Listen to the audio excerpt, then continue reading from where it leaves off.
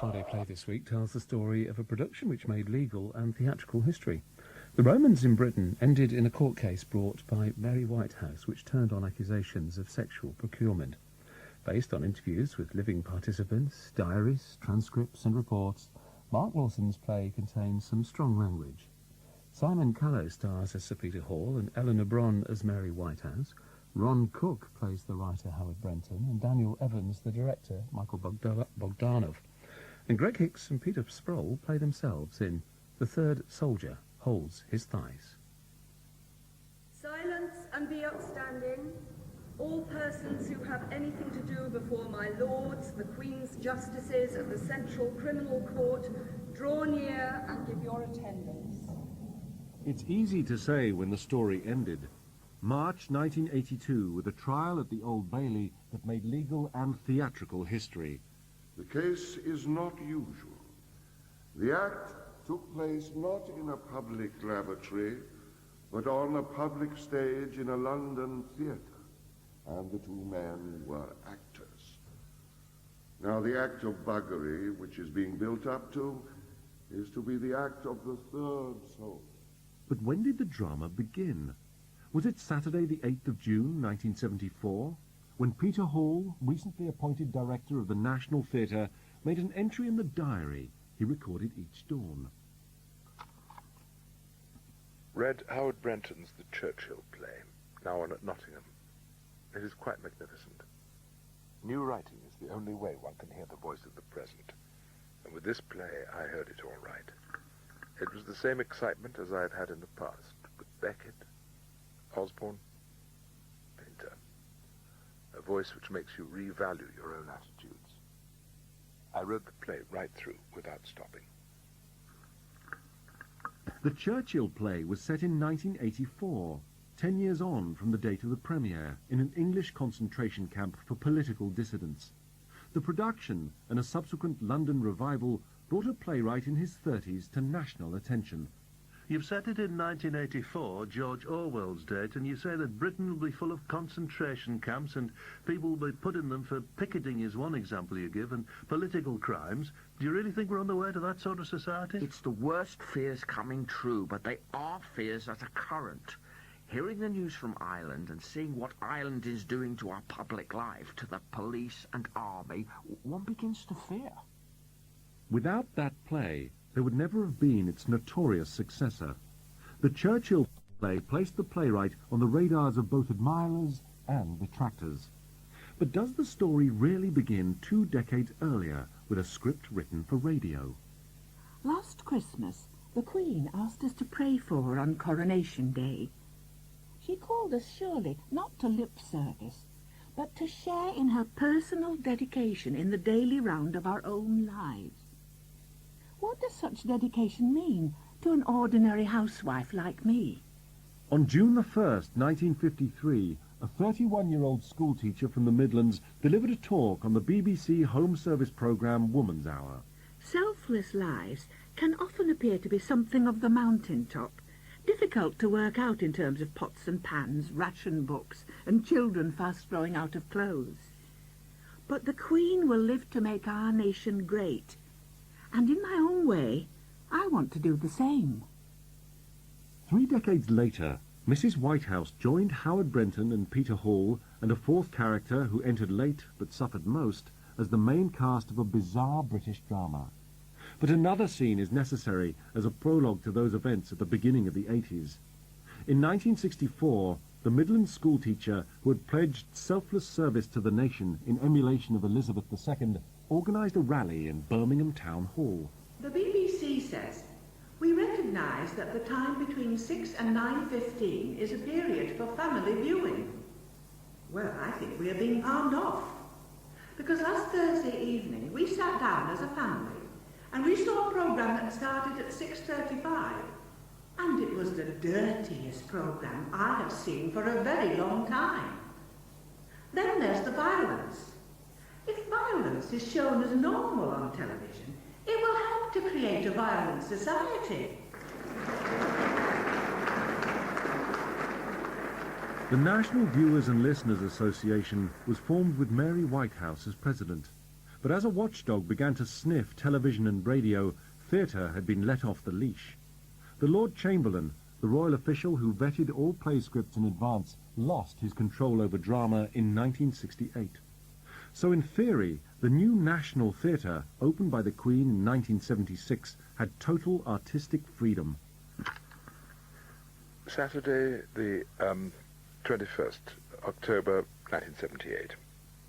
Read Howard Brenton's new play, The Romans in Britain. It's very exciting and shattering in its power. The sequence where Caesar and his hordes suddenly turn into modern British troops in Northern Ireland sent shivers down my back. It sounds an obvious parallel and cheap, but it's not, and Howard takes no sides. But there is a lot of work on the play still to be done. Peter! Sir Peter! Sorry I'm late. The tubes are all I'm sure they are. And you don't have to serve me. You think I shouldn't have taken it, don't you? It's not a dilemma I expect to have myself. Are you ready to order? The chef's going off shift. Right. The pork chops are very good here. That then, fine. Tuck in this time. It'll be sandwiches in my office soon. I really fear we may have to close down the theatre next year. I asked the Arts Council about our grant. Apparently they've had a secret message from the top civil servant at the Department of Education and Science. Quote, "The dangers of the figure being less are less than the chance of it being more." Unquote. Do you think Whitehall recruits men who talk like that, or are they sent on a course of Mandarin? To business. I read the second draft of Romans in somewhat surreal circumstances at Moorfields Eye Hospital. Are you all right? Shingles or something have done this one in. It won't dilate properly. So they laid me in a chair and dropped in various dyes while they filmed it in action. They needed to test me reading, so I read your play. I bet that widened your eyes. Very strong, Howard. Very strong. But I don't think I continued the optical analogies. It's quite in focus. You're worried about the rape. Buggering the druid? No, that's a staging matter. On the page, it is what it is. I'm talking about the clarity of the argument. You think the Irish angle's too much? No, not at all. That's why I want to do the play. Really? Yes. Damn right. I don't want the politics watered down. I want them, whiskied up. I suspect you're a Marxist. Am I now, or have I ever been? Oh, Howard, I sense you've become suspicious of me. I understand that. I've knelt before the Queen and I've picket lines outside my theatres. But please believe me, if I ask whether you're a Marxist, it's purely to help you write the best Marxist play you can. I don't think dramatists should wear badges. The plays should be the statements. But I'm never sure what your attitude is. Are you against the IRA? Are you pro the Romans? You didn't stop hard to say that writing plays was the only respectable way of constantly contradicting yourself. Aha. And I think your contradiction is that you're a Marxist who's frightened of his Marxism. Humanism keeps breaking through. That's very good. You may have nailed me there. I feel this great sorrow for the dead, the millions of nameless dead in history. What's that line in Blake? Drive your cart and plough over the bones of the dead. We have to, or we go mad. But I want the play to show the cruelty, the absolute cruelty of human progress. But theatre isn't about mystery. Critics always say that Beckett and Pinter are dramatists of ambiguity. But I could tell you everything that happens in each of their plays I've directed straight as a court report. Be clearer, Howard. Still supported by Hall, Brenton continued to write during 1979. On the 4th of May, James Callaghan lost power to Margaret Thatcher. Peter Hall voted Tory for the first time, believing that only the Conservative leader could control the unions, who continued to disrupt productions at the National. The Romans in Britain was completed, accepted, and scheduled for production in the autumn of 1980. Peter Sproule? Peter, it's Mike Bogdanov. Look, I'd like you to come and read for a part in the Brenton. It's third Roman soldier. I know it sounds like a spear carrier, but it's actually quite a big... a decent part. Right. We're seeing people on Wednesday. Shit, I'm going to the Edinburgh Festival with my girlfriend. So, I guess somebody else gets to wear the tunic. Not necessarily. Would you be happy to fly down and back? And the theatre will buy my ticket, you mean? Yeah, sure. Has Peter Hall done another wallpaper ad? Tell me, Mike, are you having trouble casting this? No. It's just that we need the right people. Greg Hicks? Greg, it's Mike Bogdanov. Look, about Romans. I know you read for Second Soldier, but I want to offer you Marben. Remind me which one he is. The list of characters was like a map of Wales. In the 54 AD sequence, he's one of the 3 teenage druids. Is he the one who gets... Yes, he is. I heard Peter Firth or Simon Callow was up for that. Well, you know how it is, Greg. Schedules didn't pan out. Will you do it? Yeah.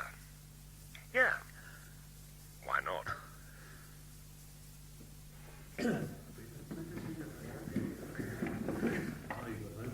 At the beginning of September 1980, the Romans in Britain began rehearsal. I want to begin by saying that Howard has written a bold and thought-provoking new play which Peter Hall has had the courage to put on the main stage of the National Theatre. I hope we can do justice to them both. Oh, and I should probably say something at this stage about nudity. I will not be taking off my clothes.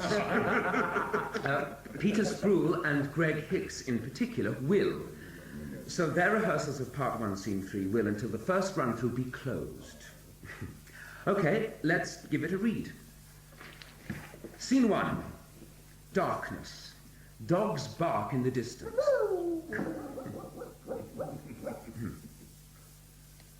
Where the fuck are we? Okay, Greg, Pete, before we put the scene on its feet, have either of you played naked before? Well, I'm not one of those actors that's toured his cock round the provinces, but I got my kit off once at the bush. Greg? No, I've told my mum and dad not to come and see it. And they're not even telling my gran it's on. What was it like, Pete, when you did it before? You know, strangely liberating. I sort of understood what naturists are on about. And you get a line when the rest of them go to costume fittings. Right, this is entirely your decision. You can either rehearse it with your clothes off, or wait until the undress rehearsal. Well, Well, sure. I think I'd feel happy. It'd be better if Greg... Well, as long as...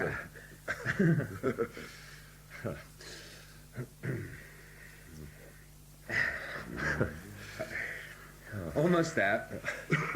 1, 2, 3, knickers down. Okay.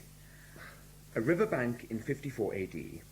3 Roman soldiers have encountered 3 young druids, Viridio, Brack, and Marben, who are playing by the water. Let's walk it through. I'll read the first and second soldiers. Right. Before this, the soldiers have gravely wounded Brack, who lies moaning upstage. Now, the first soldier walks towards Marben and feints him away from the second and third soldiers, who, with their shields, calmly crowd in on Viridio, slam their shields against him, and kill him. They step back. What a waste of a pretty arse. Okay. Then a sequence for which we need the fight director, in which the soldiers attack Marben, take his knife away, and force him to the ground. Now, the third soldier picks up Marben's knife and tosses it towards the second soldier. Use his knife. I wonder about you sometimes. Cut him. Make him look pretty. Dear, oh dear. The third soldier, now half naked, takes the knife and cuts Marben on the buttocks. Marben moans, as if with a question. Oh, he's begun to shit himself. The third soldier holds Marben's thighs and attempts to bugger him. Okay, we looked in the yellow pages, but we couldn't find an anal rape arranger. So if you want to choreograph it yourselves... Right. Greg, if I had put my right leg Yeah, there... sure. I didn't teach this at RADA, I can tell you. And if I lift up my bum... Mike, what I'm going to do for his stiffy, I'm going to put my fist round my penis, like this. Then stick up my thumb, Sure. right? That should fool everyone except the student seats down front. Will we be upstage or down? I'm thinking of staging it on the apron. It's a key scene. The £5 punters are going to get an eyeful. So if I move up and down with my fist like this, trusting to Greg's impeccable personal hygiene. What's that? Bloody hell. There's a bloke up there painting the skylight. Boys, the rehearsal may not have been as closed as we'd hoped.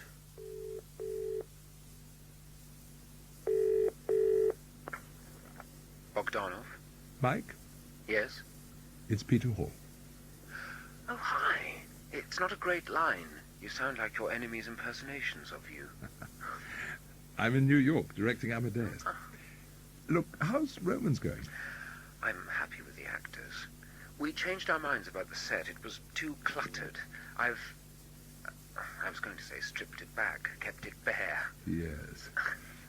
On that point, Mike, to be candid, the reason I'm ringing, my office tells me there's pretty wild stuff going round the canteen. A maintenance man's apparently claiming he saw 2 naked men having sex on a piano in a rehearsal room. A piano? I don't think we've even got one in there. That might be seen as a legalistic distinction. What? I'm just amazed by what people think they've seen. I mean, of course they weren't having sex on a Steinway lid or anywhere else. It was Pete and Greg rehearsing. Without their clothes on? Yes, they felt more comfortable. Don't tell Simon Callow. It's all I can do to persuade him to keep his on. Mike, you've reassured me, but I'm worried about rumours getting out of control. There are ushers and box office staff saying they don't know if they want to work on this show. Yes, the stage crew refuse to watch rehearsals. They all sit in the corner behind raised front pages of the Daily Mirror like an advertising billboard. And I want to keep this off the front pages. It's going round the building that Bogdanov's putting Sodom and Gomorrah on the stage of the Olivier. Equity are asking if they can send observers into the rehearsal room. We need to manage the tittle-tattle. The board can wobble at the slightest knock. We never had these problems on Hiawatha. Look, why don't I have an open rehearsal? Invite anyone who wants to come. Barrel of beer at the door. That's bloody good. And they say I think like a politician. And when he was dead, the king who never was and the government that never was were mourned and remembered bitterly and thought of as a golden age lost and yet to come. What was his name? Right, any old name. Arthur? Arthur? Thank you very much. Obviously, you had to imagine the tank in which the Roman soldiers enter at the end of Part 1, the helicopter sound effects and so on, but that's the general idea. Now, if you leave the actors to get their clothes on, but please do take another glass of beer with you. Well, everyone in the building's seen how well he's now, Greg. Even the car park attendants. Yeah, the dinner ladies look pretty inscrutable. I can't work out if we got a larger or smaller portion of chips after that. The good thing is, it went down much better than I'd expected. Yeah. But the director won't be able to make sure that the public are all pissed before they see it. Please take your seats in the Olivier Theatre. The performance of the Romans in Britain will begin in 1 minute. The first public preview performance of the play took place on Monday, the 13th of October, 1980. London was tense because bombs had exploded the previous day at the Turkish International Centre and the Swiss Centre. IRA involvement would have made Brenton's play even more sensitive, but responsibility was claimed by the Armenian Secret Army and the October 2nd Group, unknown organizations that subsequently remained so. Ladies and gentlemen, nice down on that one, and that is the interval, thank you. God, Pete, no jokes about stiff ones. But I've never had a drink in the interval before, and that's what I need now. Have you ever known a feeling like that in a theatre? No. After the rape scene, it was like they'd all been told that their homes had been burgled while they sat there. I know. Enthusiasm or even boredom coming in waves from the stalls. I've none. But never ice-cold shock like that. It must be like the night when they announced in the interval that Kennedy had been shot. Right. No, I'm going to have that drink. Howard, Michael, I'm afraid because the preview overran, we're restricted to what the audiences for the Browning version haven't ordered, specifically pig's testicles. Seriously? There's always been an edge of Sweeney Todd about the menu here. We had pork chops before, Peter, gradually working our way down the animal. Trotters on opening night. Are you ready to order? As we're all having the special. Well, gentlemen, that was as powerful an account as I'd hoped for. I'd worried about jet lag, but I never looked at my watch in 3 hours. How are the cast? Happy with what they did. Obviously, to play to that wall of appalled faces. Walkouts I've had, but this was a freak-out. Michael Bryant had to come on afterwards. Bloody star, that man. Just went and stood on the Albert Finney memorial spot and got them back word by word. But you must have known how shocking that scene was, Howard. Do you know something, Peter? I've always been naive. I was amazed the Churchill play stirred them up the way it did. I'm always astonished when television says my scripts are untransmittable. I'm honestly not setting out to shock people. I just think drama should kick hard. Careful, very hot. Thank you. They look like giant meatballs, which I suppose they are. If you had a big scene in a play and characters all ate farmyard genitals, everyone would think it was symbolic. Symbolic.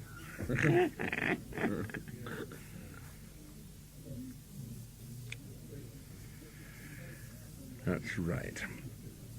Although I don't expect this to be a big scene. I'm only going to say this once. Hello? I'm sorry. Television catchphrase. Well, I am only going to say this once. If you move the rape upstage, behind a tree, say, you would avoid a lot of trouble. You'd have a 1960s succès de scandale on your hands. Do it this way, and there'll be trouble. Look at thought. Profumo. The British use sex as an excuse for ignoring politics. Leave it as it is, and this will be seen as a play about buggery, not Ulster. Well, I don't know about Howard, but I don't think it's really possible to change it at this late stage. That's right. The blocking represents the political importance of the scene. Colonialism is a hidden sin, and so to hide the scene... All right. That's the last I'll say. It's your play and your production. Now, should we find out if it's duck ovaries for dessert? Perhaps concerned over whether the National Theatre Board had the balls of a pig, Sir Peter Hall, before flying back to New York, talked to Sir Max Rain and another member, the lawyer Lord Victor Mishcon. Following my warning to the chairman in the summer, I have to reiterate that there is a risk of the Brenton play being misunderstood. You mean the politics of it, Peter? I mean a particular political metaphor within it. In one scene, a young druid is violated by a Roman soldier. It's a very graphic moment, staged under full light and in clear line of sight. You're saying that Brenton uses sodomy as a symbol of the British Army's presence in Northern Ireland? An attempted, and in this case failed, act of anal penetration, to be precise. But yes, a connection is made between colonization and personal physical violence. This kind of play has a place, possibly at a theatre above a pub in Shepherd's Bush, but not surely at the National Theatre. Lord Mishcon, as I've said to the board before, I find the argument not at the National Theatre a dangerous one. Yes, at the National. For these are national issues. The play is offered as part of a menu here. Rattigan in the Littleton, Akeborn in the Olivier on other nights, a version of the Mystery Plays in the Cotslow for several months. And as part of that balance, a big, new play on our biggest stage. But should not the National be a guardian of good taste? No, must be a guardian of good art. And is the Romans in Britain good art? It's an important play. Flawed, but important. It leavens the repertoire. Weighs it down from the sound of it. It is a tile in a mosaic of plays. My view is that it is not a production that would ever draw large audiences, but it is a work which serves a section of our constituency. And the rape scene is necessary? It is handled with seriousness and in context discretion. Then we shall enter a minute to that effect, and wait until we can see the play ourselves. But the question of who saw the play when was not entirely a matter for the board. the Conservative leader of the Greater London Council received a phone call from a Daily Mirror reporter. Horace Cutler? Sir Horace Cutler, yes? It's about the Romans in Britain. What? We're talking about a visiting football team or Italian immigration to London? You're a board member at the National Theatre, aren't you? Well, the leader of the Greater London Council automatically is. They give them a sizable grant. Well, do you know that your ratepayers are shelling out for a druid to take it up the arse from a centurion right under the nose of the people paying for a good night out? You say this is happening on stage? Which play? The Romans in Britain by Howard Brenton. Brenton. He wrote that juvenile rubbish about Winston, didn't he? I think you want to get down to that theatre of yours, Sir Horace. Captain, make him look pretty. Oh, dear, dear. Huh? Don't look now, Greg. The row F is walking out. Huh? What was your reaction, Sir Horace? I thought it was a disgusting and immature production. My wife had to cover her head during the sodomy scene. The language, the terrific language, was also most offensive. There's no question of censorship at all. But it is the National Theatre.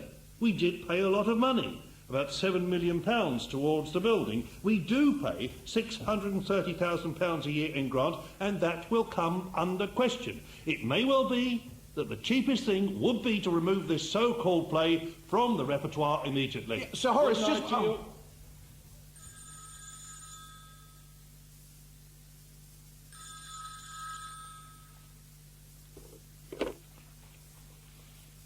Hello?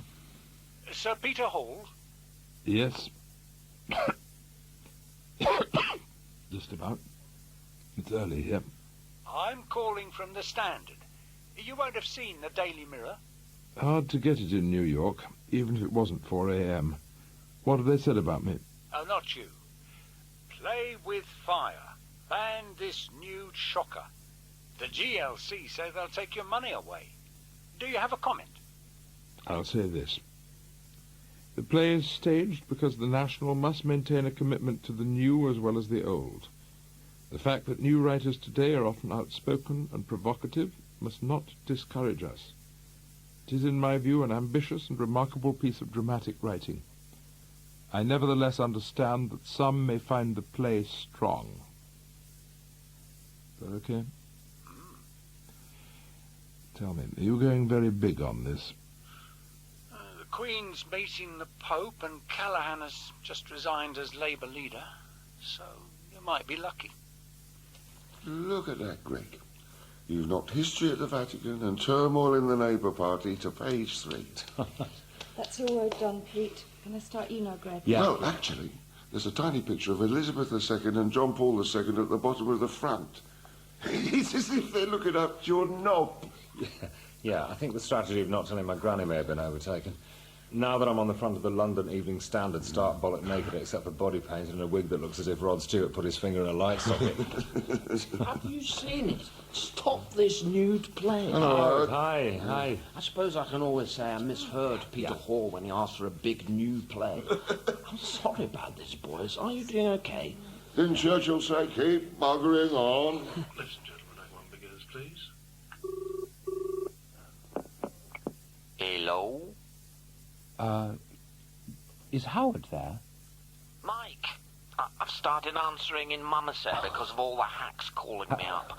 Do you want to know? I'd better. The weeklies are worse than the dailies. I saw Fenton in the Sunday Times.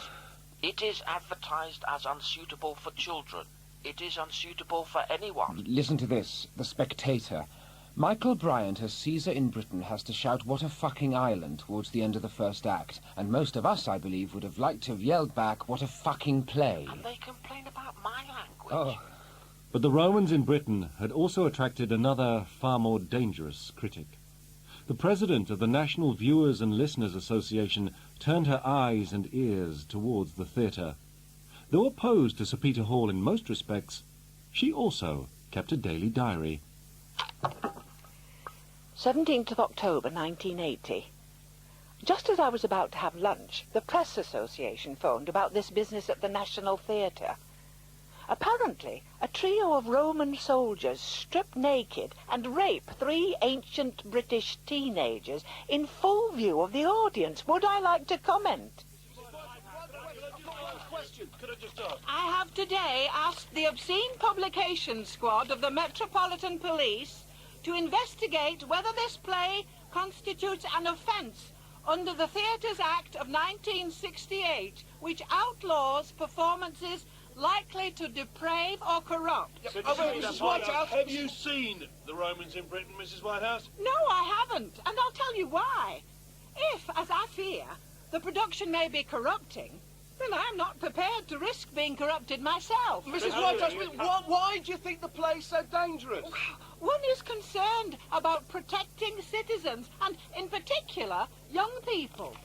I'm talking about the possibility of men being so stimulated by the play that they will commit attacks on young boys. Have you got any evidence of that? Peter, this is getting serious. You expect the police to visit basement clubs in Soho, not the National Theatre. Chairman, the woman is suggesting that people will run out of the Olivier and jump on young boys. It's preposterous. She's trying to be a Lord Chamberlain by the back door. Is there perhaps a case for taking the play off while all this settles? It might also help us with the GLC. Cutler's still threatening to cut the grant. And in neither case must we give in. What Cutler's doing is the crudest blackmail. The state is supposed to have an arm's-length relationship with the art it pays for. We can't let him twist the arms around our neck. This is a vital moment for freedom of speech, Max.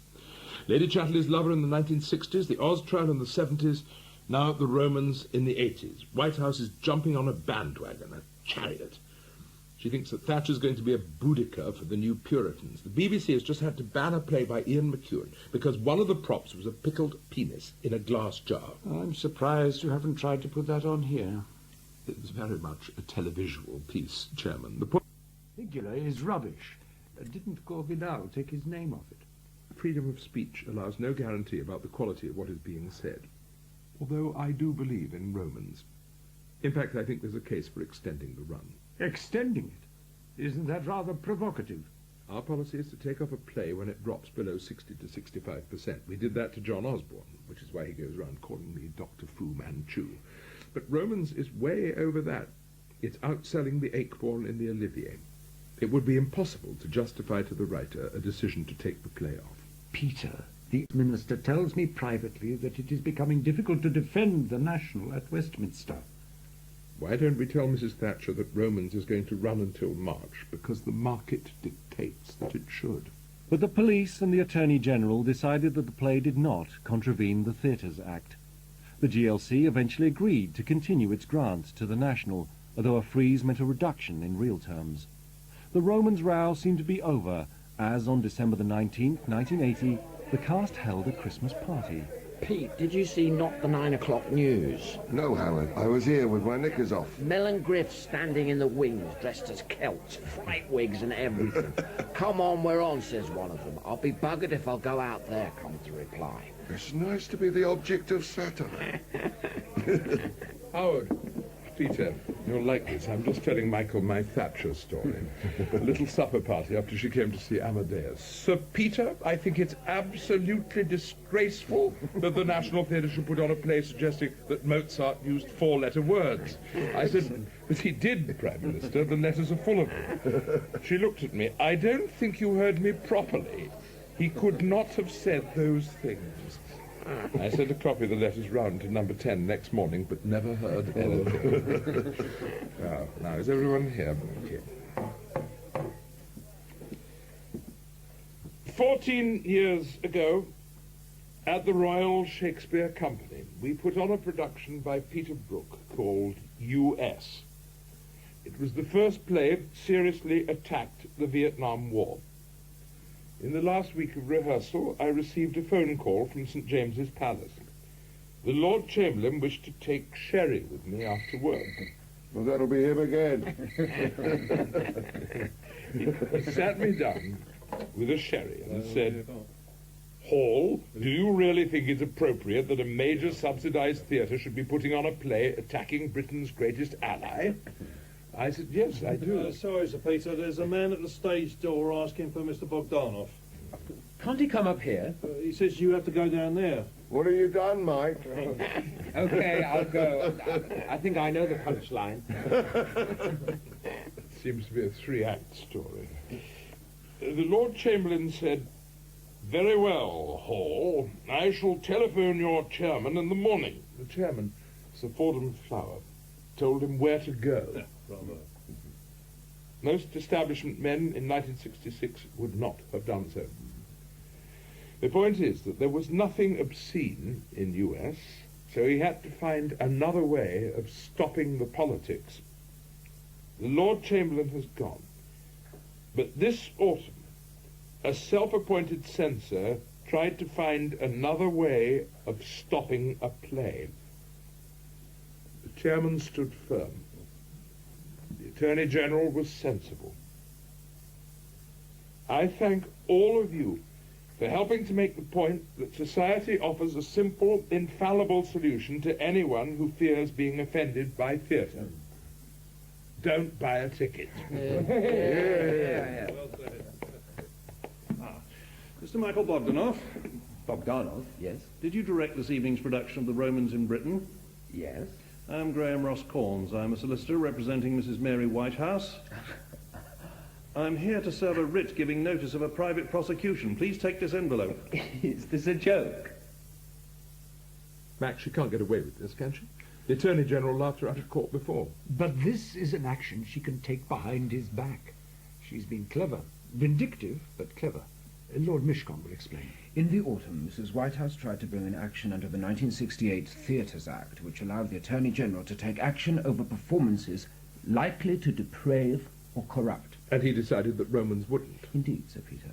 But the writ served on Mr. Bogdanov on December 19th relates not to the Theatres Act of 1968, but the Sexual Offences Act of 1956. Specifically, Section 13, which outlaws a man from procuring the commission by a man of an act of gross indecency with another man. But that has nothing to do with theatre. It's anti-pimping law, isn't it, essentially, Victor? Yes. The framers of the legislation were concerned to prevent one chap sending another chap into a public lavatory to gratify a third chap. And she's trying to say that Michael Bogdanov pimped for Greg Hicks with Peter Sproule on the Olivier stage of the National Theatre. Well, yes and no. I doubt that even she really believes that a theatrical auditorium exactly equates to a urinal or toilet stall, but legally, that is the street she is walking, yes. Logically, it would be Brenton or me she should go after. Logically, not legally. Her focus on Mr. Bogdanov is an accident of the statute she has chosen. The vice trade, as I understand it, has fewer layers of intervention than the stage.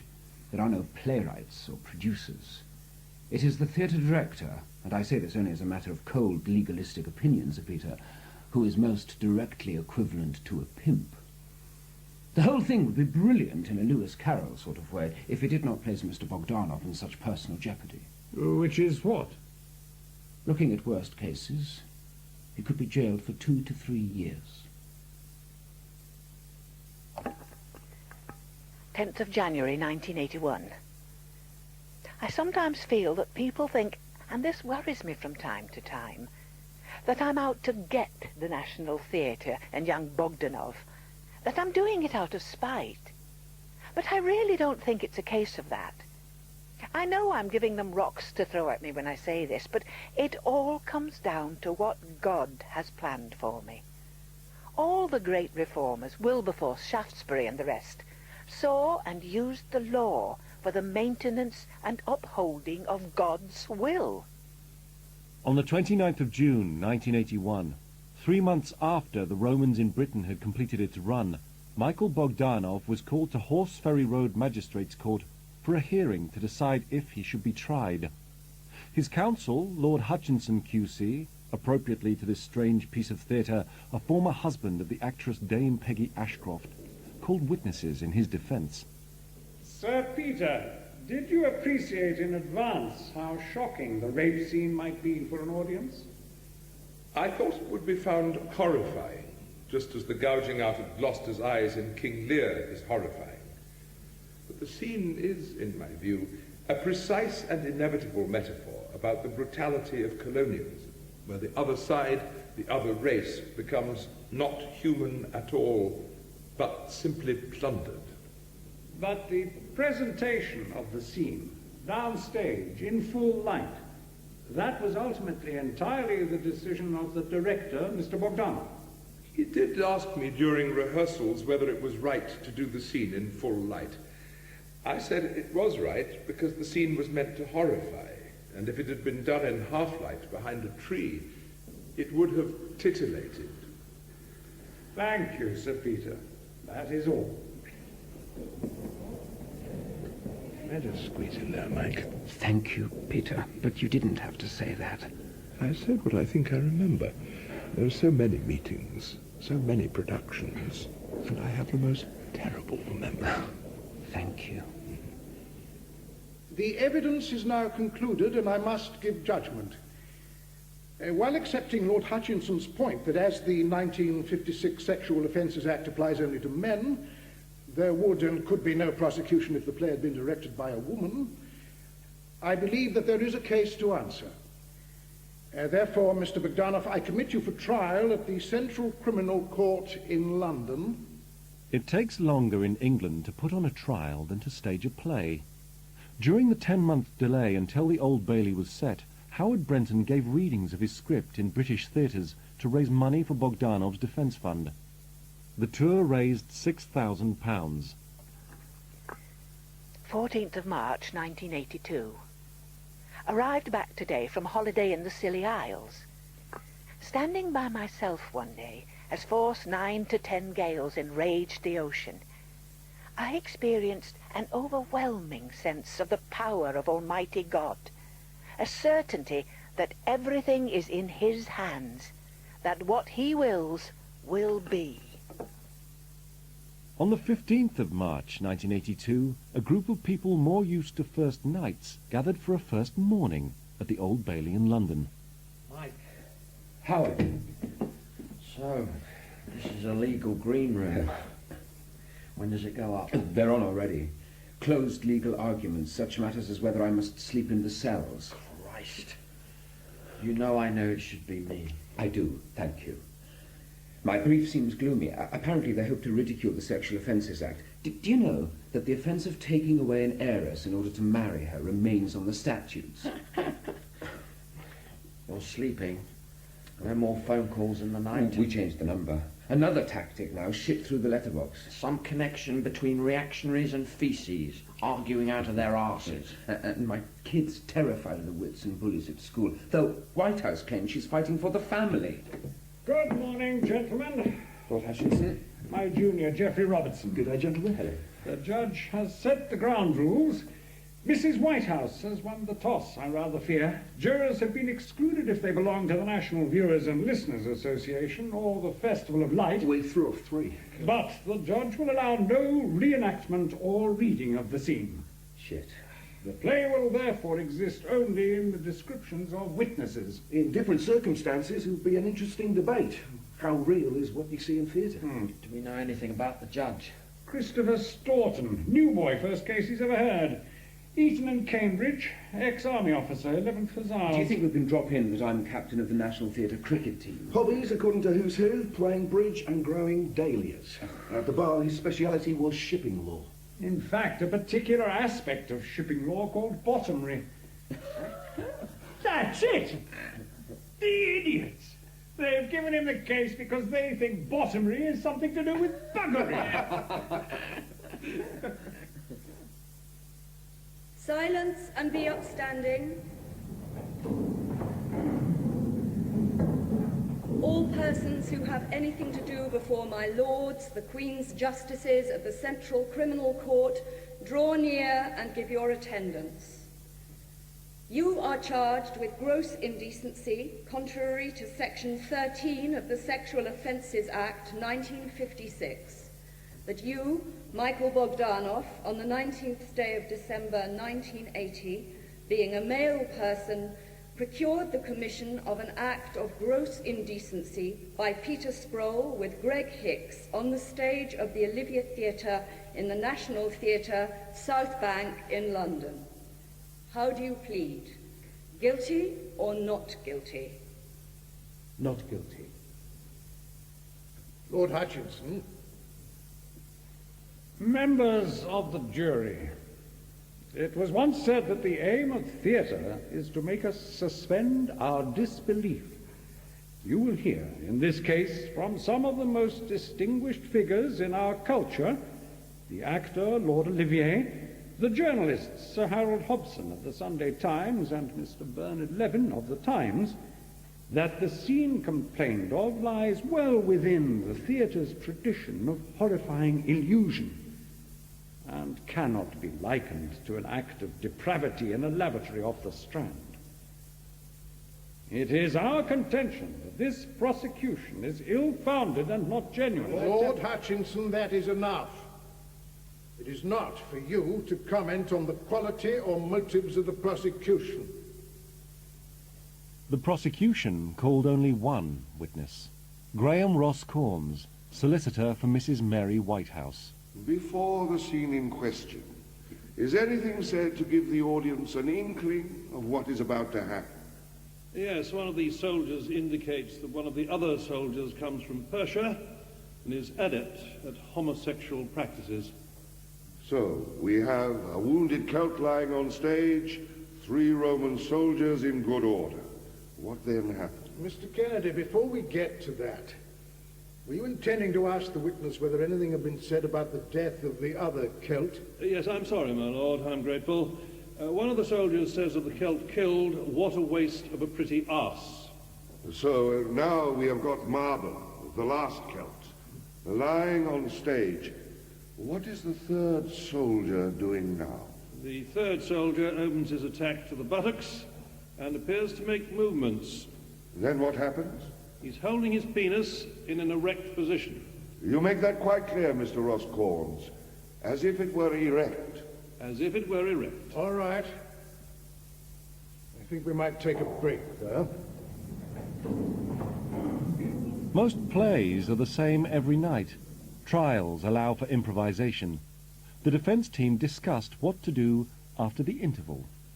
I fear Kennedy is making an impression on the jury with what Ross Corns saw and heard. Thinks he saw. Jeremy, you know I think his vulnerability could be his seat number. I agree, and we tried to find out. But the National Theatre box office was unable to help us. I have a seating plan of the Olivier. We ask him in court. What is the one rule of law that even non-lawyers know? Never ask a question. I know. But what if Kennedy didn't ask him during examination in chief precisely because the prosecution does know the answer? If the divine solicitor had the best seats in the house, they'd have hammered home what a brilliant eyewitness he was. Unless it's a trap they've left for us. I ask, he replies, row A in the stalls, and the case is over. If it was row A, Kennedy would have set it to music and sung it to the jury. Give me the plan. Lord Hutchinson, you may cross-examine the witness. Mr. Ross Corns, before the 19th of December 1980, had you ever previously attended a performance at the National Theatre? No. And is it fair to say that you attended on that evening with the sole intention of seeing if there was someone you could prosecute? Yes. In your description of what happened on stage, you told the court that you believe you saw the penis of the actor playing the third soldier. Yes. Unless he's a magician. Well, actors are, aren't they? In a way. When someone is cut, they use tomato ketchup or red ink or something. Mr. Ross Corns, I'm not expecting you to have brought the ticket stub or anything, but do you happen to recall your seat number? Not precisely, no. Will you please mark on this seating plan exactly where you were sitting when you think you saw the tip of the third soldier's erect penis? Mark it with an X, and the usher will return it to Lord Hutchinson. The gods, Jeremy, the gods. The back row? You sat in the back row, Mr. Ross Corns. The cheapest seats in the house. Mrs. Whitehouse couldn't afford the front stalls. You go to the theatre, knowing your task is to collect evidence for a very serious prosecution of my client, A man who has never committed a single offence in his life on a very nasty charge, and you sit in the back row? Yes. This was your first visit to the National Theatre. Do you go to the theatre much at all? Not very often, no. I go to pantomimes and such like. You know that theatre is the art of illusion. If you say so, Lord Hutchinson. And as part of that illusion, actors use physical gestures to convey impressions to the audience. Yes, I would accept that. And from the back row, 90 feet from the stage, you can be certain that what you saw was the tip of the actor's penis. Well, if you put it that way, I can't be certain. Well, what else could it have been? What you saw, I suggest, was the tip of the actor's thumb as he held his fist over his groin, like this. I'm sorry, Lord Hutchinson. I can't see clearly. Your gown is in the way. His thumb, like this. I think we will adjourn there. To the annoyance of newspapers, which had been predicting that this trial would be the hottest ticket since the Romans in Britain, the court remained adjourned for almost 2 days, while counsel argued in private over whether the 1956 Sexual Offences Act could be applied to the theatre, the foundation of the prosecution case. On the evening of Wednesday the 17th, the judge made what seemed to be a crucial ruling. In the end, I have to decide whether there is evidence to give to the jury that pretending to commit an act of buggery was itself an act of gross indecency. I hold that there is evidence to go to the jury on that charge. There's no disguising, gentlemen, that despite their single witness falling LBW, the wicket is now favouring the prosecution. Yeah, our best hope was that the judge might think they were relying on bad law. We need the jury to see what the consequences would be for Michael. That sounds like trusting to the good judgment of the British theatre critics. But, despite the frequent comparisons between theatre and legal proceedings, the key scene in this drama took place offstage. Mrs. Whitehouse. Ah, Mr. Kennedy, you've done very well. This is a great day for the country. In what way? The judge has ruled that theatre is subject to common decency. Mrs. Whitehouse, I find myself in some difficulty. Yes? This is the part they leave out of courtroom dramas. The long hours in a room not knowing what the fuck's going on. I think we know the way it's going, Howard. It's like that moment after a first preview when even Peter Hall's optimism can't convince you it'll be all right.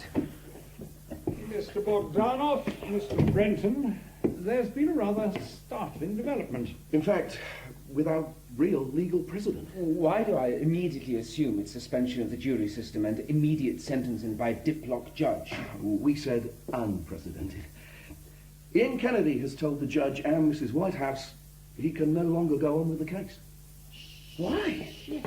The judicial rumour mill offers A, that he discovered his son was being taught an English lesson on Romans in Britain at Eton, which seems far-fetched even for England. B, that he feared for the effect on his own future legal reputation of captaining that pirate ship. And C, that he could not live with the possibility of Michael going to jail for this offence. A lawyer having a crisis of conscience. I may have to retire as a playwright. I'm losing my hold on motivation. No, you're not. Lord Hutchinson has been too modest. I think Kennedy realised, after his star and indeed only witness got the thumbs down, that he couldn't win.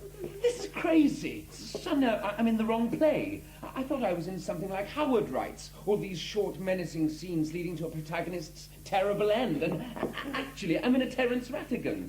A shock in the cross-examination, and the day is saved. Sort of. I suppose she just gets another barrister. Oh, no. No, we don't think so. We think it's over. God, it is the Winslow boy. So Michael's cleared? Well, the legal establishment is rather off-piste here. All sides have been called before Mr. Attorney. Theatre was everywhere. A defence counsel who had been married to Peggy Ashcroft now stood before the Attorney General Sir Michael Havers, father of the matinee idol actor Nigel.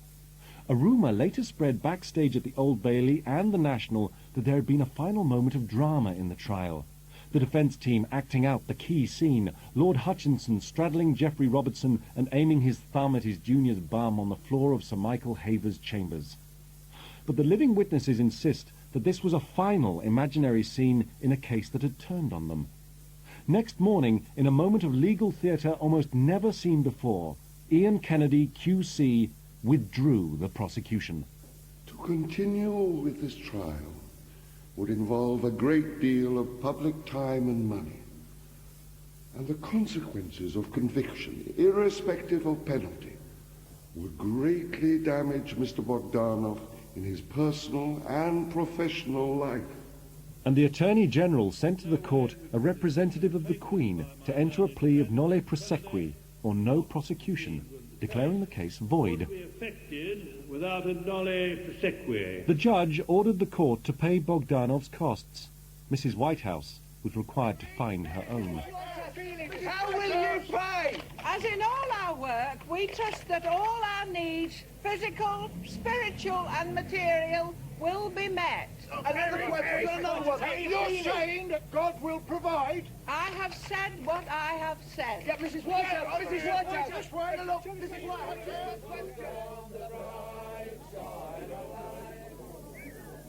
Howard, Michael, I thought you'd want to know that the National Theatre chaplain has just issued a statement that he finds it impossible to believe in the God Mrs. Whitehouse believes in. I know it should have been me, Mike.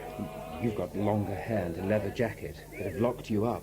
But I also know I couldn't have gone through with it with the courage you have. It's a great victory, Michael. But how typically British. The politics are quite forgotten, and it becomes that dirty play. Although Mrs. Whitehouse insisted that the judge had supported her legal principle before the case collapsed, no play was ever subsequently prosecuted for obscenity. And in her memoir, Quite Contrary, published in 1993, she made no mention of the case. Michael Bogdanov went on to found a touring group called the English Shakespeare Company. Howard Brenton later wrote, with David Hare, the most successful new play in the National's history, a satire on journalism called Pravda. The money left over from Bogdanov's defence fund is held in trust for anyone in the theatre who faces censorship, and the infamous case created by Brenton's play still surfaces in unexpected places. Mrs. Anderson, your turn. What legal principle was established by what is known as the rule of Sproule's thumb? In The Third Soldier Holds His Thighs by Mark Lawson, Sir Peter Hall was played by Simon Callow. Mary Whitehouse was Eleanor Bron. Greg Hicks was played by Greg Hicks. Peter Sproule was played by Peter Sproule. Howard Brenton by Ron Cook. Michael Bogdanov was Daniel Evans. Narrator was Ewan Bailey. Lord Hutchinson was Peter Wickham. Ross Corns was John Glover. Magistrate was Geoffrey Whitehead.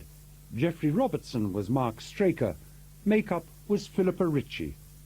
Other parts were played by members of the cast. The play was produced by Robin Reed and directed by Simon Curtis.